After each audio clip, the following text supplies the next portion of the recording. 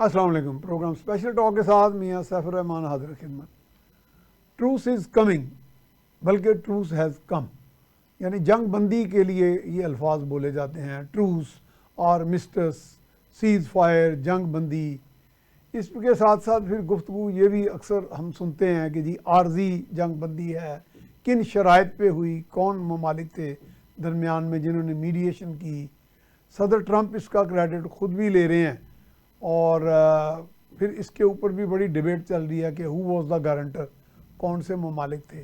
साथ साथ वो जो हम कंसेप्ट या मिसकंसेप्ट एक बार बार सुन रहे हैं जो अभी तक हमारी स्क्रीनों से गायब नहीं हुए कि जी मैच फिक्सिंग थी, नूरा कुश्ती थी, अंडरस्टैंडिंग थी, उसके पीछे भी फिर कुछ उसके पस मंज़र में कोई एक्सप्लेनेशंस दी जाती हैं, कोई एनालिसिस दिए जाते हैं कि जी एक दूसरे को जब एतमाद में लिया जाता है तो 6 मायने, यानी अगर कोई कंट्री दूसरे कंट्री को जो या आपके मुखालिफ है या जिनके साथ आपकी कोई दोस्ती नहीं है वहाँ पे अटैक करती है तो उसमें अंडरस्टैंडिंग का क्या पर्पज़ है, ये हम चाहेंगे आज एनालिसिस किया जाए कि ऐसा क्यों होता है। अगर कतर में किसी अमेरिकन बेस पे ईरान अटैक करता है और ये भी साथ हमें ख़बर सुनने को मिलती है कि जी वहाँ कह दिया गया था कि जी ये अटैक आएगा वहाँ पे, तो यानी बेस खाली करा लिया गया या इक्विपमेंट इधर उधर कर लिया गया, जिस तरह कि ईरान के इक्विपमेंट के बारे में भी कहा जा रहा है, उनके जो नतान्स में, फ़र्दों में या दीगर। ये मुमकिन नहीं ऐसा ज़रूरी हुआ हो, लेकिन ये आज एनालिसिस में हम उन फैक्ट्स तक पहुँचने की कोशिश करेंगे। हमारे साथ एक इंतहाई मौजूद शख्सियत जिनकी इन मामला पर बड़ी गहरी नज़र है, बड़ी स्टडी है, बड़ा कंपैरेटिव एनालिसिस देते हैं। मेरी मुराद है जनाब राना सैफ साहब। राना साहब, हम आपको वेलकम करते हैं। तो आप माशाल्लाह आपके तज्जिए जो हैं उनका बड़ी धूम है दूर दूर तक। सदर ट्रंप की नहीं धूमनी की जिनी थोड़ी है।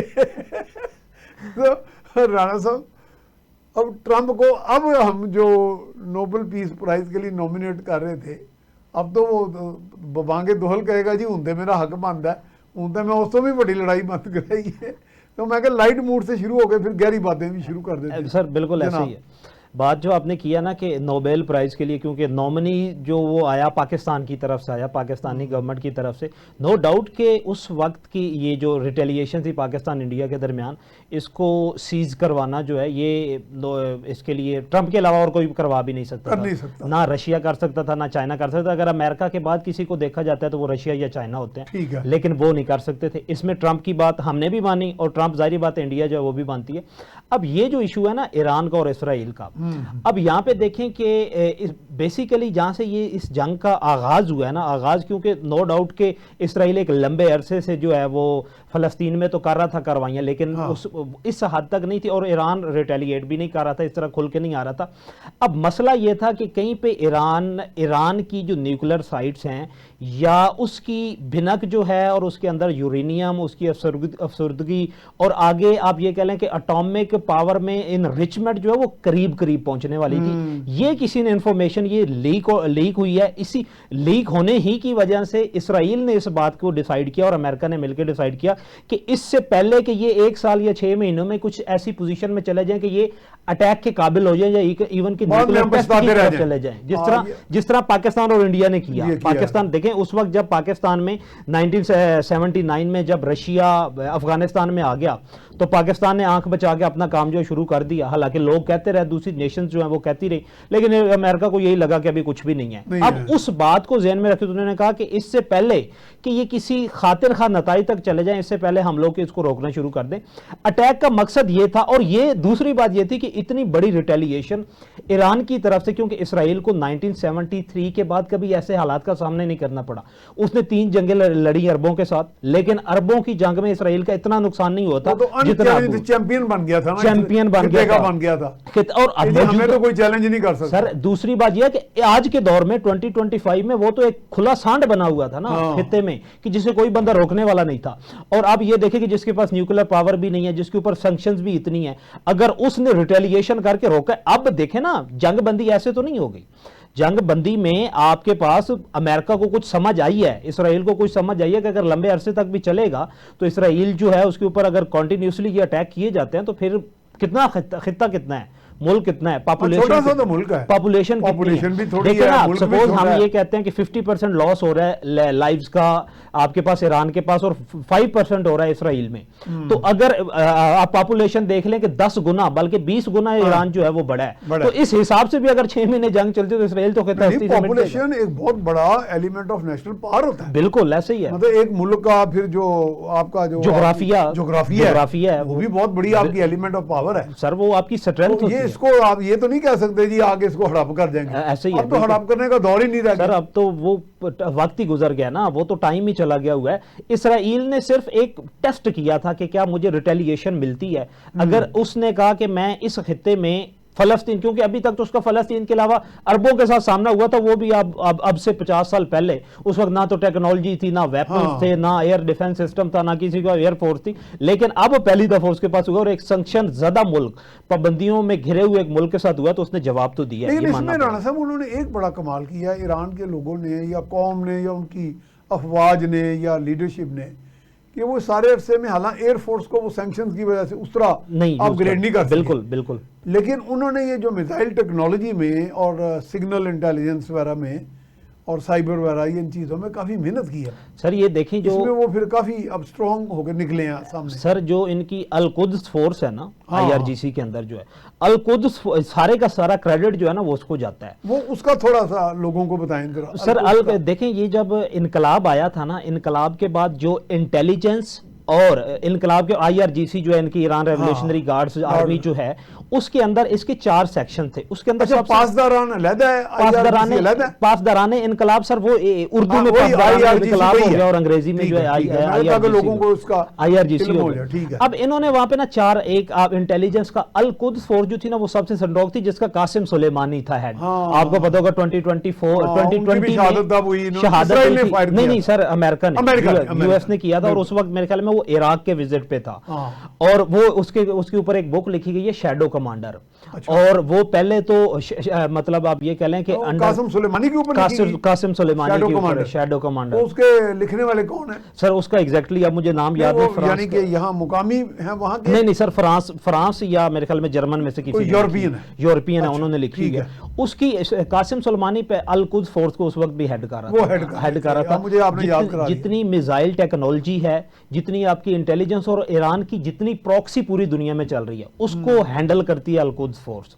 अल-कुद्स फोर्स के सामने सबसे बड़ा चैलेंज यही होता है कि हमने अपनी इंटरनल इंटेग्रिटी उसको कैसे प्रोटेक्ट करना है, और अपनी प्रॉक्सीज जो हैं उनको पूरी दुनिया में कैसे सर्कुलेट करवाना है। इसको इक्विवेलेंट ले सकते हैं जैसे पॉलिट ब्यूरो होता है। हाँ बिल्कुल, यानी एक तरह कोर मरकजी एक सर वो थी सुप्रीम लीडर या सदर के बाद। और ये जिस तरह हम लोग कहते थे ना कि हमारे यहाँ पाकिस्तान में डायरेक्टली DGISI जो होता है वो ही is answerable to prime minister, और अल-कुद्स फोर्स का जो सरबराह होता है he is also answerable to the, आप ये कह लें कि मैम खुमैनी साहब को उसने अपना जवाब दे। उसके अलावा वो किसी को, इवन कि उनके ना आर्मी चीफ को, ना प्रेसिडेंट को, ना उनके प्राइम मिनिस्टर को होता था।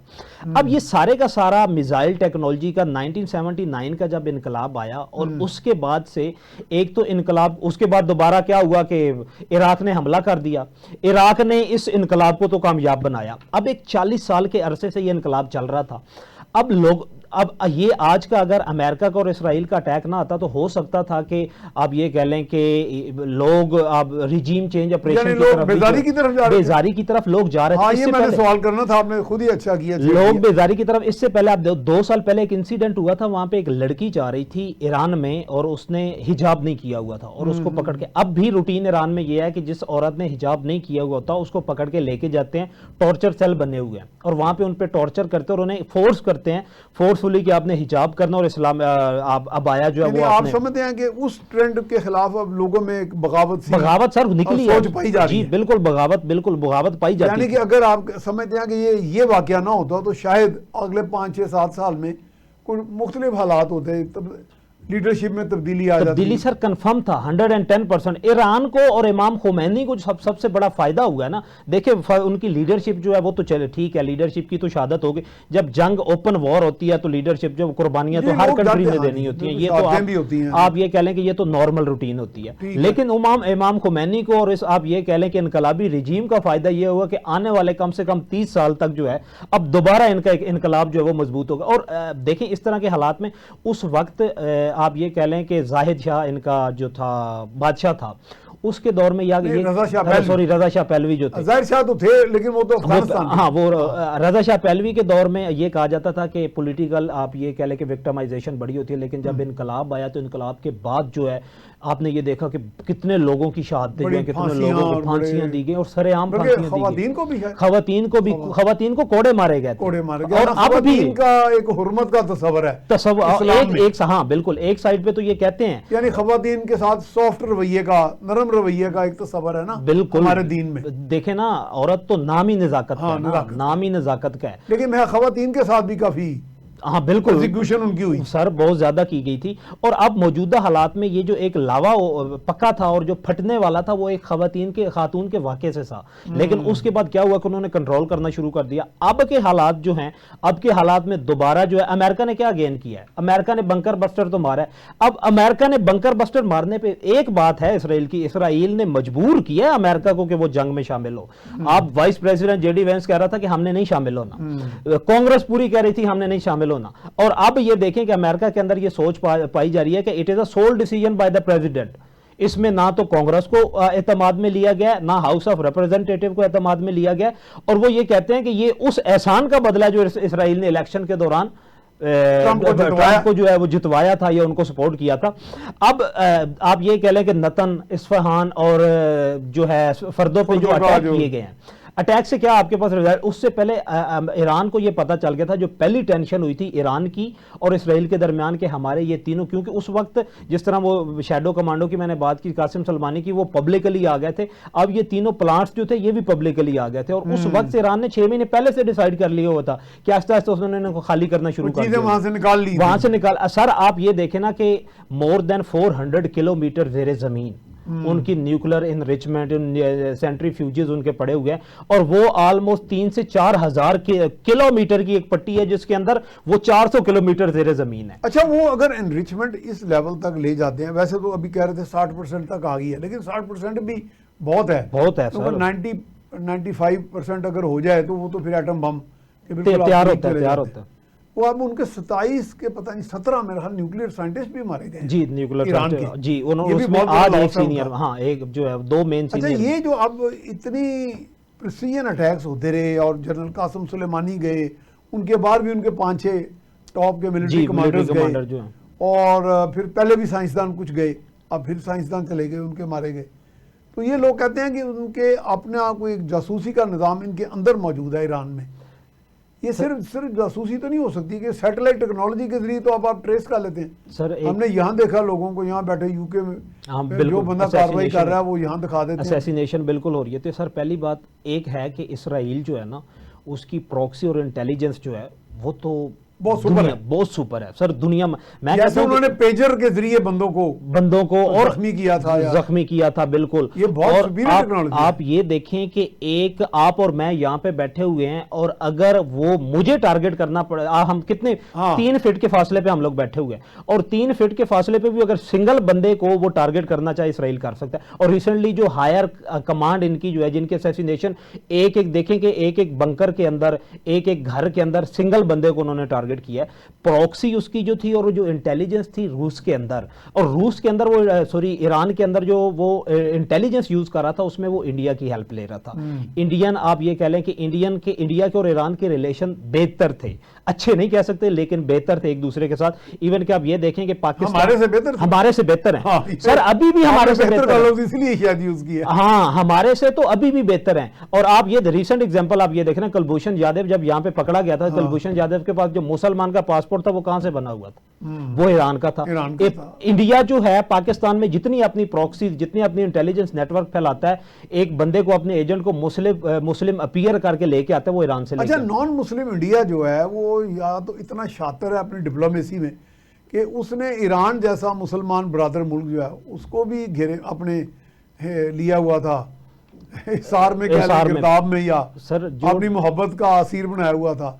अफगानियों के बारे में भी ये कहा जाता है बिल्कुल कि जी अफगानिस्तान में वो बहुत ज़्यादा, जैसे हम अक्सर इल्ज़ाम लगाते हैं कि जी ये BLA या ये जो TTP है, जी बिल्कुल, ये तो भारत की स्पॉन्सर्ड है। सर इस आप ये देखें ना कि उनका पहली बात ये होती है कि इसमें या तो फिर उनकी डिप्लोमेसी बड़ी शातिर है नॉन मुस्लिम इंडिया की टुवर्ड्स मुस्लिम्स, तो या फिर हमारे ये ब्रदर दोनों इस्लामी मुल्क ज़्यादा भोले हैं, सर डिप्लोमेसी या जो है ना, हमारे साथ ज़्यादा मोहब्बत की बजाय उनके साथ पींगे बढ़ा रहे हैं। सर डिप्लोमेसी ही है इंडिया के। आप ये देख लें कि इस वक्त उनका doctor S Jaishankar foreign minister है, जो कि पिछले 7 साल से है, हाँ। मोदी की सेकंड टर्म में है। उससे पहले सुषमा स्वराज थी जो कम से कम 5 से 7 साल रही है, और अजीत दोवल जो है जो कि पिछले मेरे ख्याल में मैं तो 10, 12, 15 साल सिक्योरिटी एडवाइजर बड़ी देर का, और वो सिक्योरिटी एडवाइजर जिसने 6 से 7 साल पाकिस्तान के अंदर सर्व किया है।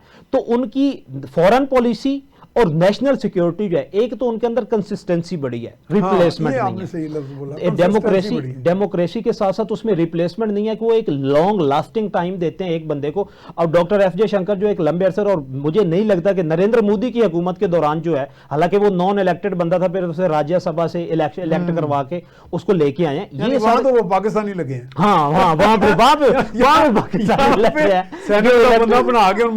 मिनिस्टर बना दिया, जो कहीं जो चेयरमैन भी नहीं बन सकते। थोड़ा सा उन्हें समझते रहे डिफरेंट है, जो ये काम वो भी कभी कभी कर लेते करते हैं सर, बिल्कुल हमारे हमसाए हैं ना। ये देख जो यूनियन काउंसिल, हाँ जो यूनियन काउंसिल का चेयरमैन नहीं बन सकता, वो सेनेटर अपर हाउस का मेंबर जो है वो बन सकता है। इसमें फेलियर पाकिस्तान का है। फॉरेन पॉलिसी पे आप लोग बात करें तो पाकिस्तान की फॉरेन पॉलिसी का फेलियर है।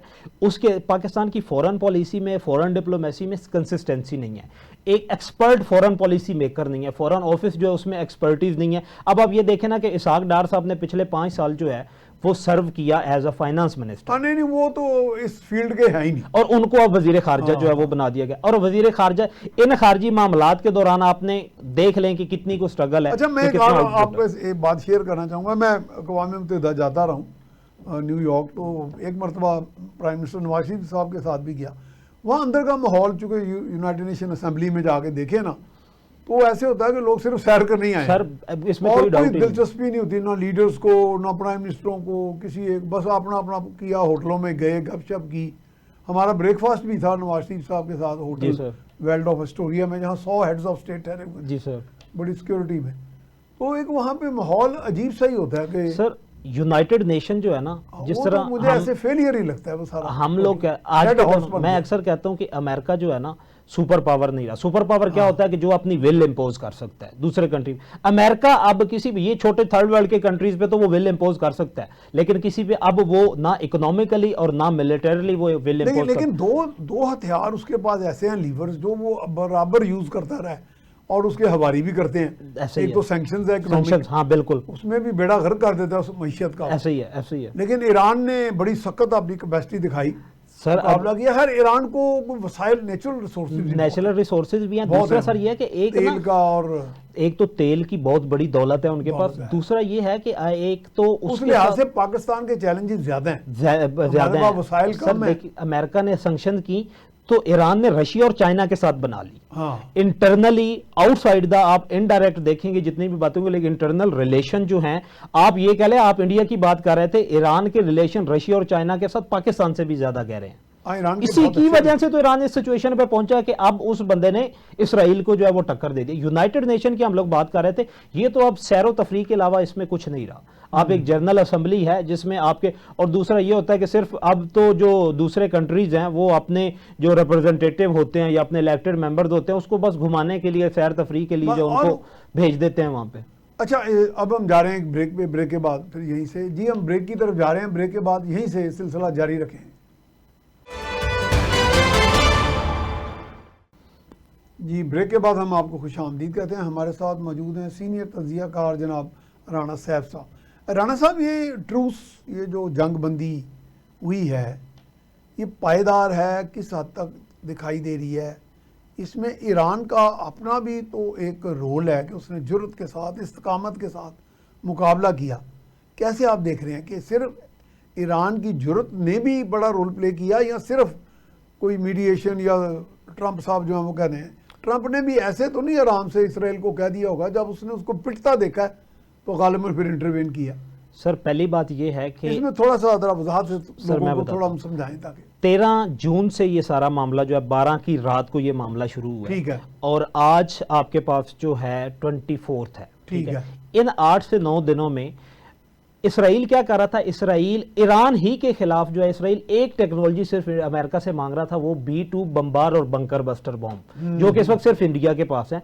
अब बंकर बस्टर अमेरिका के पास है। बंकर बस्टर सिर्फ बनाए ईरान के लिए गए थे और ईरान की मिसाइल टेक्नोलॉजी को और न्यूक्लियर पावर को देख के बनाए गए थे। बंकर बस्टर ही वो बॉम्ब है जो उनके न्यूक्लियर टेस्ट के मुताबिक ये था कि जेरे जमीन 300 मीटर तक घुस के और वहां पे जाके वो फटता है। इसराइल ये मांग रहा था अमेरिका से कि आप लोग हमें दें, हमने इसको इस्तेमाल करना है। अफगानिस्तान में भी आपको याद होगा एक दफा गिराया था वो पहाड़ियां, तोरा बोरा की पहाड़ियों पे डेजी कटर बम, जी उसका नाम था डेजी कटर, और जब वो कहते थे mother of all bomb, mother of all. जब उसामा बिन लादेन को उनको भनक पड़ी थी कि तोरा बोरा से निकलते हुए वो पाकिस्तान की तरफ और एबटाबाद और इन एरियाज में आ रहे हैं, तो वो उस वक्त वहां पे भी यूज किए गए और वहां पे तो एक खौफनाक तबाही जो है वो देखने को मिली थी। अभी यहाँ पे ये क्योंकि जमीन के अंदर जाके फटता है, इसकी अगर ऊपर से पहाड़ी इलाकों में अगर ये जमीन के अंदर पहाड़ी इलाका, उन्होंने जहां पे इसका एटॉमिक टेस्ट किया था उसमें वो क्लेम करते थे कि 300 मीटर तक ये नीचे चला जाता है।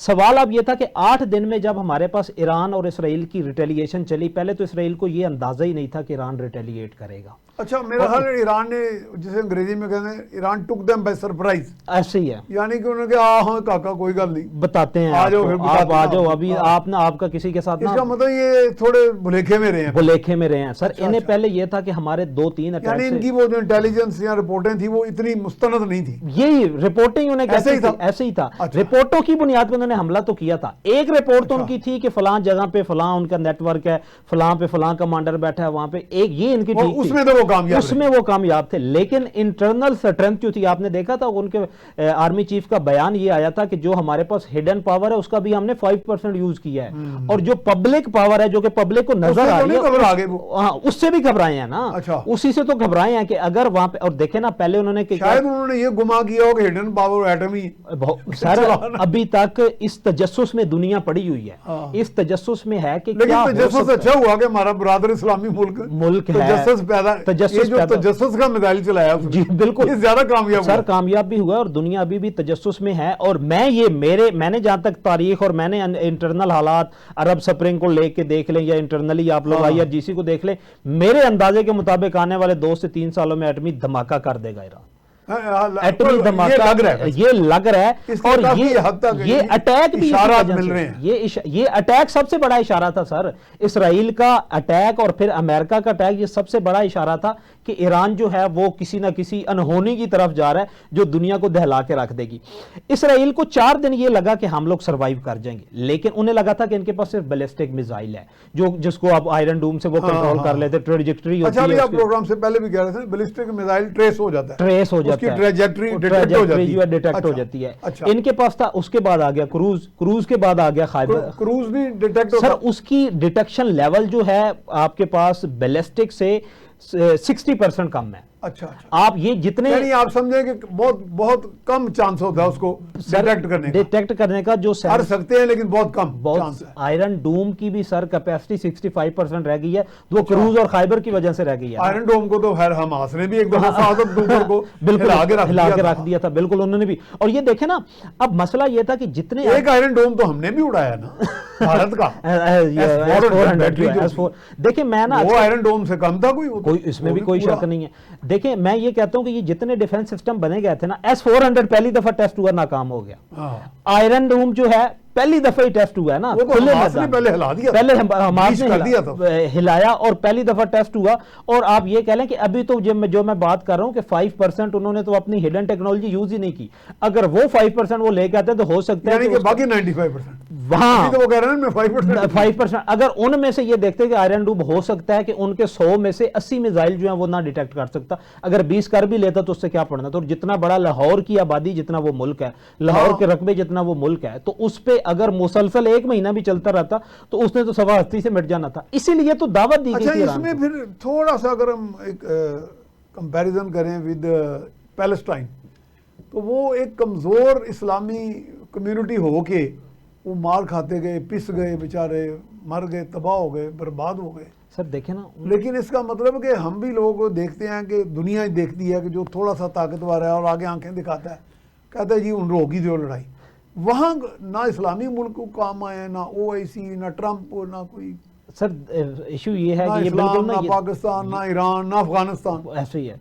वहाँ पे क्योंकि तो कोई- अफगानियों के बारे हाँ, में तो कहा तालिबान जाता है वो जहाँ पे बम बांध के जहां मर्जी चले जाते हैं, बिल्कुल। उन्होंने तो ऐलान नहीं किया कि ਅਸੀਂ जाके जी आ रहे हैं इसराइल ਨੂੰ ਅਸੀਂ ਅੱਖਾਂ ਦਿਖਾਉਂਦੇ हैं हमारे कि यहाँ- हमारे मुसलमान भाइयों को ना मारे। सर ये कोई अफसोसनाक सी सूरत सर हाल है। अफसोसनाक, बिल्कुल बहुत ज़्यादा अफसोसनाक है। और दूसरी बात यह है कि अब दुनिया का दस्तूर यही है कि जो बंदा बेशक आपसे कमज़ोर भी है ना, हाँ। अगर उसने रिटेलिएट करना शुरू कर दिया फिर ना, आप साथ खड़े हो जाएंगे। फिर आप साथ खड़े हो जाएंगे, फिर आप उसको ले मतलब आएंगे, 2 दिन हमायती उसके साथ आ जाएंगे कि टेबल टॉक पे आ जाए। आप ये देखें कि जब तक आयरन डूम की आप ये कह लें डिटेक्शन पावर रिड्यूस नहीं हुई, किसी इस्लामिक ममालिक ने भी साथ होना नहीं दिया। खड़ा होना शामिल नहीं किया। जब उन्हें पता चल गया कि भाई ईरान अपने कदमों पे, और ईरान ने ये देखे ना, इमाम खुमैनी ने अपने 3 जानशीन भी नामजद कर दिए। अली खामिनाई ने, अली खान इमाम नहीं, खुमैनी हाँ तो साबका थे वो ना। तो साबका थे। हाँ। अली साहब ने अपने क्या है कि जानशीन मुकर्रर कर दिए। मतलब एक उसके उनका बाद बेटा है और एक शायद पोता। सर बेटों में से कोई भी नहीं आया, अच्छा। बेटा नहीं है। अच्छा। तीनों, ना बेटा ना पोता है। अच्छा। तीनों जो हैं वो इनकलाबी फोर्स के जो बंदे हैं, वैसे वो उनके नाम के साथ कोई अब इसी तरह लगता नाम है। के साथ वो लगा हुआ खामिनाई या जो कोई। देखे जो इनकलाब के दौर में, और जो इनकी इसमें रेवोल्यूशनरी गार्ड्स या ये जो इनकी अच्छा मुझे तंजीम एक थी। बात बताएं, आप चूंकि बात बहुत खुल के करते हैं और बड़ा तजिया, हमारे एक दोस्त से मैं नाम नहीं लूंगा, वो कभी कभी, खैर उन्होंने तो एक दफा ये भी कह रहे थे ईरान इज गॉन, तो मैं हंस पड़ा, तो मैं फिर आगे उनको ना हाँ की, मैंने ना की। ठीक मैं है। कहा चलो ये जोश खिताबत में कह रहे हैं। ठीक है। तो अलबत्ता एक और बात भी वो ईरान के बारे में कहते हैं जी, जो इनकलाब था वो भी इम्पोर्टेड इनकलाब था। ये क्या खबर है? सर यानी कि इनकलाब ने परवान चढ़ा फ्रांस में, फिर वो जाके मुसल्लत हुआ ईरान में, तो यानी उस इनकलाब के पीछे भी CIA या यूरोप था या क्या? सर उस वक्त ना, ये कोई इल्जाम है या सच है या क्या है? सर आपने ये इससे पहले इंडिया ने, अमेरिका ने एक ऑपरेशन किया था, ऑपरेशन एजेक्स। एजेक्स के नाम से किया था, उसमें क्या नाम है, लीबिया में। हाँ, हाँ। और उस अब ये जो इनकलाब, आप इमाम खुमैनी को देखें कि उस वक्त 63 साल की उम्र थी उनकी, जब ये 79 में इनकलाब आया। उस वक्त इसमें कोई शक नहीं वो था। पहले फ्रांस में थे, पहले फ्रांस में क़याम पजीर थे। हाँ। फिर उधर से वो उसकी रीज़न ये थी कि जब यहाँ पे इसको सपोर्ट कर रहा था, इसको CIA बिल्कुल सपोर्ट कर रहा था, क्योंकि जो था क्या नाम है आपका, उस वक्त जो बादशाहत थी उसने आंखें दिखाना शुरू कर दी थी अमेरिका को। और अमेरिका को जब आंखें दिखाना शुरू की थी, तो उस वक्त अमेरिका को लगता था, अमेरिका को, क्योंकि उस वक्त शिया कम्युनिटी जो थी इराक में वो पिस रही थी, ईरान में जो है शिया कम्युनिटी जो थी वो पिस रही थी। और उन्होंने इसका मतलब कि उस कम्युनिटी में जज्बात उभारे गए। जज्बात बिल्कुल उभारे गए थे। सर इनकलाब देखे ना, खूनी इनकलाब जहां पे भी आता है, इसका मतलब कोई नीचे पूरा बकायदा होमवर्क किया गया, होमवर्क पूरा सर, काम किया गया। तख्ते जब भी उल्टे जाते हैं, पूरा सिस्टम जब भी निकाला जाता है, तो एक लंबे अरसे का होमवर्क होता है, एक लॉन्ग टर्म की स्टडी होती है, एक एडमिनिस्ट्रेशन होती है। और जब तक देखे ना, जब तक उसको इंटरनल एक्सटर्नल फोर्सेस सपोर्ट नहीं करती, पॉसिबल नहीं होता। एक छोटा सा तबका था सर उस वक्त इमाम खुमैनी और इसके साथ जो लोग थे, अब मैक्सिमम लोग कहते हैं 40-42 अकलियत में थे सर, जो फोर्स थी ना इनकी 40 से 42 हजार की एक्टिव फोर्स थी, जिसको वो साथ लेके आए थे। और जब उनका जहाज जो है वो लैंड किया था, उस वक्त ये थी। और फिर उन्होंने देखे कि सपोर्ट किया गया, और US अगर जब सपोर्ट कर रहा होता है तो फिर जाहिर बात है वो कामयाब हो जाता है। लेकिन इराक की वॉर के बाद, और फिर अफगानिस्तान के जब यहाँ पे अफगानिस्तान पे रशिया आया, उसको भी सपोर्ट करो। उसके बाद फिर आहिस्ता आहिस्ता जब इस्लामी फिक्का जो है वहाँ पे, और इस्लामी जो है वो विल जो है वो इम्पोज करने शुरू की गई, तो उस वक्त US के और फिर उसके जो है वो ताल्लुकात जो है वो बिगड़ना शुरू हुए। तो इनकलाब कहीं पे भी, जहाँ पे भी आप लोग, आपके पास अफगानिस्तान में आया था, तालिबान की हुकूमत बनी थी, नहीं सपोर्ट कर रहा था US, कर रहा था सपोर्ट। आप रशिया नहीं सपोर्ट कर रहा था, रशिया सपोर्ट कर रहा था उसमें। तो ये इनकलाब जो ये तो जहाँ पे भी आता है। मैंने तो बल्कि आप ये कह रहे हैं, मैंने चीन के एक बहुत बड़े आला ओहदेदार से, जो मेरे बड़े दोस्त हैं, आजकल भी तैनात हैं, ठीक है, तो मैं उन्हें अक्सर मिलते हैं हम, तो मैंने कहा जी वो बिशाम में आपके लोगों को उन्होंने मारा, और वो तालिबान स्पॉन्सर्ड लोग थे सारे, ऐसे ही है। वो जाके अफगानिस्तान में छुप गए। तो मैंने कहा जी आप फिर उसके साथ भींगे बढ़ा रहे हैं अफगानिस्तान के साथ। मैंने चाइनीज़ को कहा, तो आप पाकिस्तान का साथ दें, कि उन्हें कहें जी पाकिस्तान में आके आप हमारे बंदों को मार रहे हैं, तो पाकिस्तान आपसे रब्ता करता है, आप जवाब नहीं देते। उन्होंने कहा जी हमने टेकअप किया है बीजिंग गवर्नमेंट ने काबुल हुकूमत के साथ, तालिबान के, जी ये क्या कर रहे हैं आप? उन्होंने कहा नहीं ये वो डिनाइल में थे। तो मैंने कहा जी वो तो हमें भी कहते हैं कि जी इसके शवाहिद काफ़ी नहीं है। मैं कहा but excellency they are liars of the first order, वो झूठ बोलते हैं। लेकिन अंदरूनी खाना वो थोड़ी सी उनकी बातों से जो मैं जज किया कि अफ़गानिस्तान जो कि वाह खान कॉरिडोर और वहाँ पे डेवलपमेंट के प्रोजेक्ट्स कर रहा है बहुत बड़े लेवल पे, तो उनमें इंटरेस्टेड थे। वो फिर अपना असर रसूख उन्होंने अपना लीवर इस्तेमाल किए और अब तो उन्होंने पाकिस्तान के साथ भी पैचअप करा दिया। ऐसे ही है तो ये मेरे ख्याल आपको बेहतर एक सूरत हाल निकल आई है। सर। देखिए चाइना क्योंकि आप सिर्फ हर वक्त लड़ाई से तो नहीं सर मामला हल कर सकते ना। सर अब ना 2025 में रियासतों अब को बजाय कि हम इसे कहते हैं जी उन्होंने हमें बहुत मारा, हमारे 90,000 लोग मार दिए, ऐसे तो ही अब हम भी उन्हें मारेंगे। तो मैं तो इस चीज़ का हमेशा कायल था कि मारना चाहिए हमें, लेकिन मेरा ख्याल है ये बेहतर स्ट्रेटजी है शायद। सर नेशनल लेवल पे मुझे जब तो अब national- बेहतर लग रही है। सर नेशनल इंटरेस्ट पे जब भी आप लोग बात लेके आते हैं तो फिर ये जहाँ पे आपके पास करोड़ों की आपके पास आबादी ये है, जाती ये इनफरादी जज्बात नहीं इनफरादी चलते वहाँ। जज्बात जो है वो नेशनल लेवल पे नहीं चलते। और अब ठीक है। चाइना को पता चल गया कि एक स्टेबल गवर्नमेंट बनने जा रही है अफगानिस्तान में, और किसी हद तक वो एक स्टेबल हैं भी। तो चाइना जो है अब उनके साथ बिल्कुल पींगे बढ़ाएगा। उनके और पास अब तो वो कोई तजारत कोई इन्वेस्टमेंट जो है बल्कि बहुत सीपैक का शायद हिस्सा बन गया। हिस्सा भी बन जाए, और बहुत बड़ा एक खुला रकबा है जिसको चाइना इस्तेमाल कर सकता है। चाइना के पास इन्वेस्टमेंट पावर है और उनके पास जो है वो और माइनिंग की भी उनके पास बड़ी capacity है। माइनिंग की बहुत बड़ी मादनियात कैपेसिटी है, वहाँ बहुत है। मादनियात वहाँ पे बहुत ज्यादा। और चाइना इसी बहाने जो है, अब चाइना ने एक उन पे एहसान तो फेवर तो कर दी कि उन्होंने पाकिस्तान के लिए उनको फोर्स नहीं किया, तो कल को चाइना को कोई मतलब होगा तो वो चाइना को बिल्कुल जो है वो साथ देंगे। हाँ अच्छा, अब इस वक्त आप ये जो आप कह रहे थे कि जंग बंदी पायदार है या ये होल्ड करेगी, ठहरेगी, सर पायदार जो है ना, जिस तरह इसकी हम क्या शराइत होंगी बुनियाद? अगर हम लोग अमेरिका की गारंटी को देखें तो अमेरिका की गारंटी तो कभी भी 100, अमेरिका ने तो कभी गारंटी नहीं पूरी की। ना उसने अफगानिस्तान के साथ की, ना उसने वियतनाम में जाके की, ना उसने अभी फलस्तीन में अभी जाके अमेरिका ने गारंटी दी थी कि जंग बंदी हो गई है, हुई है जंग बंदी।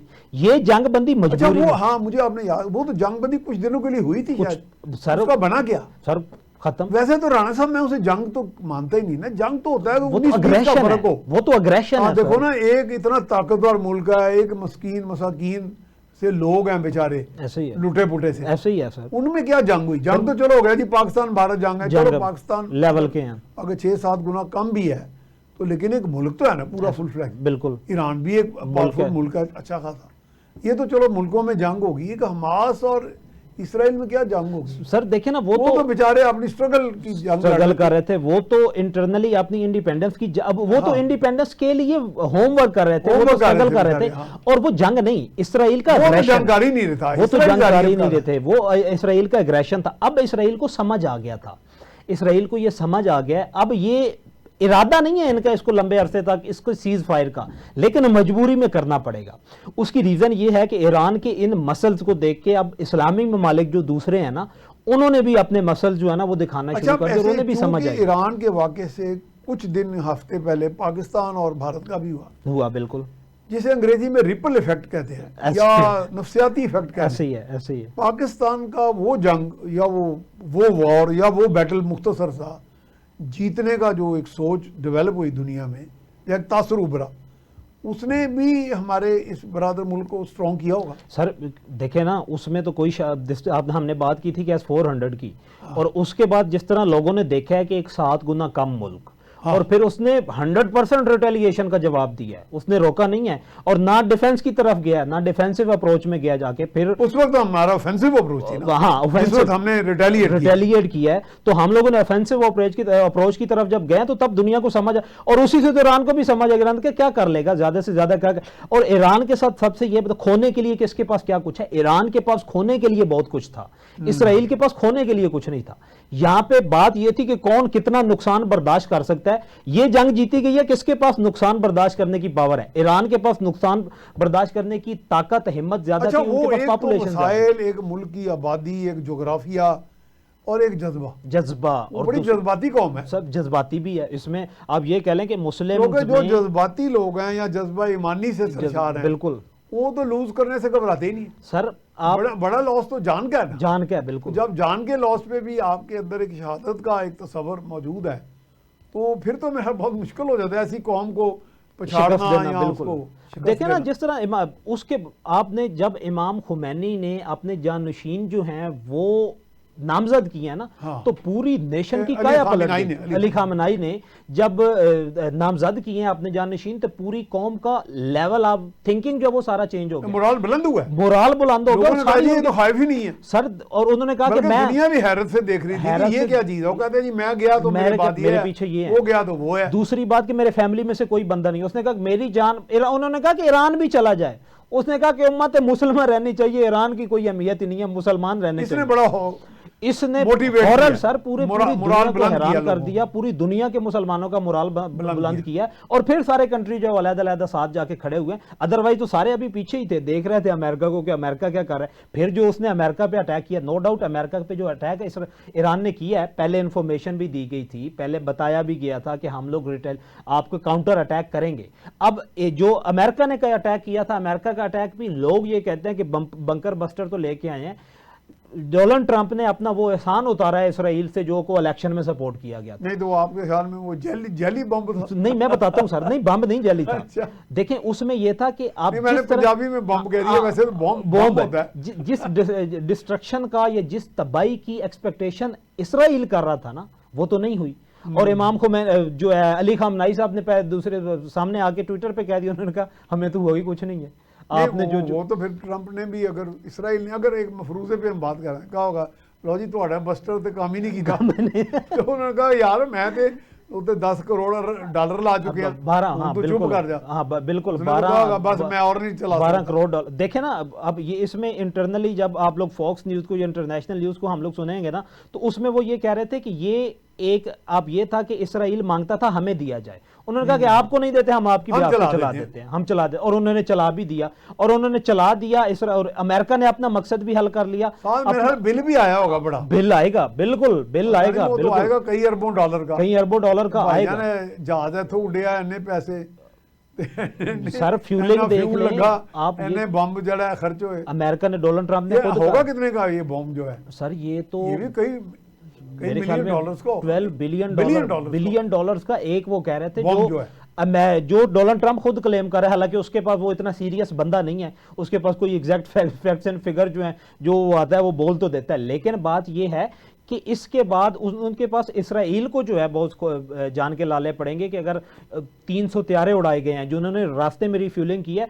आप ये कह लें कि 37 घंटे का सफर था, डायरेक्टली अमेरिका से, मिसूरी अमेरिका से निकला ना, अमेरिका से, मिसूरी का इनका बेस है, बेस उधर से निकले हैं। 37 घंटे आप ये देख लो, बहुत फासला है, बहुत फासला है, 37 घंटे अगर का आप ऑपरेशन से था। अमेरिका जाएं तो कई देखो ना रास्ते में अटलांटिक ओशन, इधर पैसिफिक ओशन सारे क्रॉस करने के कितना बाद आप लंबा सफर होता है। सर वो तो आप डिफेंस एनालिस्ट कह रहे हैं कि 37 घंटे का सफर जो है, और त्यारे जो इस्तेमाल किए गए वो 30 से 35 थे, साथ जो उड़ाए गए अच्छा, वो ये 300 थे। रिफ्यूलिंग मांगता है ये B2 सर मांगता है ना, मांगता ये है। इसकी इस सफर कैपेसिटी की मांगता है सर, इसकी कैपेसिटी है 12 घंटे की। अच्छा। 12 घंटे में 6 घंटे, जहां पे 12 घंटे का तीन मरतबा रिफ्यूलिंग हुई है, 2 वे डिस्टेंस, 12 घंटे को ना वहां पे ये एक रिफ्यूलिंग से ये अटैक करके वापस आ सकता है यहां पे रिफ्यूलिंग के लिए। और 2 रूट इस्तेमाल किए गए। अमेरिका ने एक रूट ये इंडिया वाली साइड पे, और इधर से एक अपने जहाज जो गल्फ की तरफ से, गल्फ की तरफ से अपना एक राड भेजा हुआ था, एक आप ये कह लें कि कम बार्ड भेजा हुआ था कि चकमा दिया जाए ईरान को कि उधर से एयर स्पेस किसी इस्लामी मुल्क की यूज सर नहीं है? हुई, किसी भी की नहीं हुई।